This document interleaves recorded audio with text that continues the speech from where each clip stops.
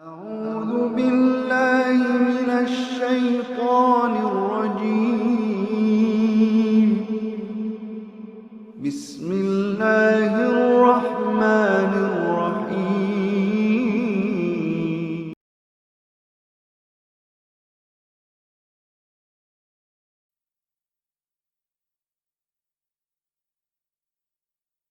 Number 8. To study and verify mesh method. Mesh method क्या होता है? Mesh current analysis is a technique to use final currents circulating around the loop or mesh within any closed path of a circuit. किसी भी closed path के अंदर currents को find करने की टेक्निक, इस टेक्निक के ज़रिए मैश करंट एनालिसिस के ज़रिए हम एक सर्किट के क्लोज पाथ के अकॉर्डिंगली जितने लूप्स बन रहे होते हैं उन तमाम में करंट्स को फाइंड करना होता है। कैसे करना होता है, किस तरह करना होता है, ये हम देख लेते हैं। सपोज हमारे पास एक सर्किट है, ये तो ये क्लोज पाथ है। क्लोज पाथ क्या मतलब है कि जहाँ से हम चल रहे हैं तो इस वहीं पर इसका एंड हो रहा है।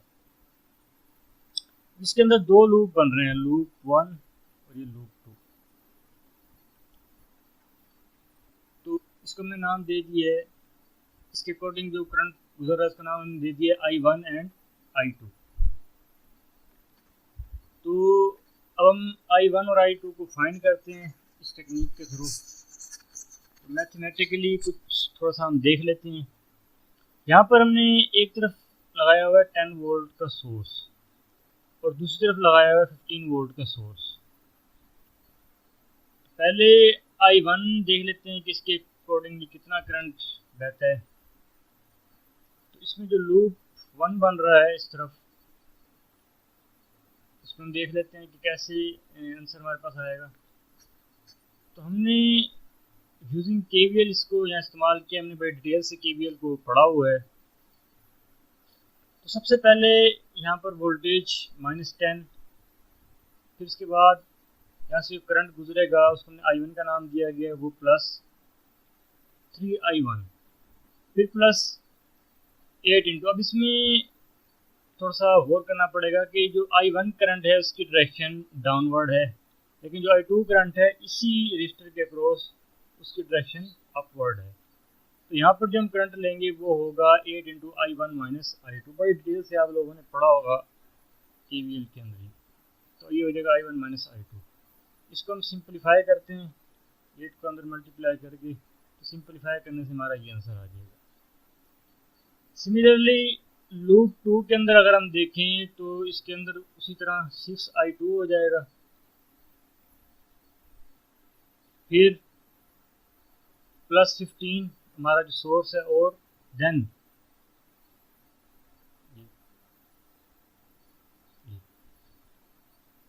जो है अब यहाँ पर देखना पड़ेगा, इसके अंदर जो करंट है I2 का वो अप जा रहा है, लेकिन जो I1 की वजह से करंट है वो डाउनवर्ड आ रहा है। तो ये अप है, ये डाउन है, तो ये हो जाएगा फिर I2 माइनस I1, यानी कि 8 इंटू I2 माइनस I1, तो 8 into I2 minus I1। Simplify करने से इसका आंसर आएगा ये। अब इन दोनों इक्वेशंस को मज़ीद सिंपलीफाई करेंगे हम। तो सिंपलीफाई करने से इसका जो इक्वेशन बनेगी वो होगी I1 एंड I2। ये आपको मज़ीद सिंपलीफाई तो करना आता होगा। इक्वेशन 2 को ऊपर रखेंगे, इक्वेशन 1 को हम नीचे रखेंगे। I1 के को इक्वल कर लेंगे, यानी कि इस इक्वेशन को हम 11 से मल्टीप्लाई कर देंगे और इस इक्वेशन को हम 8 से मल्टीप्लाई कर देंगे, तो ये इक्वल हो जाएंगे। उस तरह सिंपलीफाई करके हम I1 I2 कैलकुलेट कर लेंगे। तो ये थोड़ा सा हो गया मैथमेटिकल इसका इंट्रोडक्शन। अब हम इसी चीज़ को सिमुलेशन के थ्रू प्रूव करते हैं, प्रोटेस सॉफ्टवेयर के थ्रू देखते हैं कि आया कुछ ऐसा आंसर आ रहा है कि नहीं। चलिए अब इसको हम उसकी तरफ जाते हैं।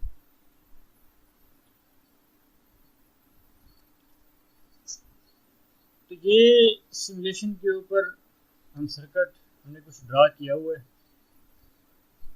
ये बहुत सिंपल है, हमने 2-3 दफ़ा सर्किट आपको ड्रा करके दिखाया, 2-3 एक्सपेरिमेंट जो प्रीवियस हमने किए हैं। तो अब आपको ये ड्रा करना आ ही गया होगा। तो आप सिंपली देखेंगे, हमने जस्ट इसके अंदर उसी तरह वोल्टेज सेलेक्ट की है, कंप्यूटर्स में जाके वोल्टेज सेलेक्ट करके हमने यहाँ पर वोल्टेज लिखा, फिर उसके बाद रजिस्टर लिया, जस्ट सिंपल 3 रजिस्टर्स, और एमीटर को सीरीज में जोड़ दिया। इस तरह भी सोर्स कनेक्ट कर दिया 15 वोल्ट का, और इस तरह भी 10 वोल्ट का सोर्स कनेक्ट कर दिया। अब इसकी वैल्यू हमने रखी है 200, इसकी वैल्यू रखी है 100, एंड इसकी वैल्यू रखी है 220। तो अब इस जब जो लूप बन रहा होगा उसमें से करंट गुजर रहा होगा I1। तो I1 करंट कितना गुजर रहा है, 0.0। इस सोर्स की वजह से जो के अकॉर्डिंगली अब यहाँ से जो करंट बह रहा है I2, वो हमने देख रहा वो कितना है, -0.04, और इन दोनों करंट का सम क्या होगा, 0.03। तो इसको हम बड़ी क्लियरली देख सकते हैं कि सिमुलेशन के थ्रू ये प्रूव हो रहा है, वेरीफाई हो रहा है कि दोनों पार्ट्स का जो करंट है वो सेम आ रहा है।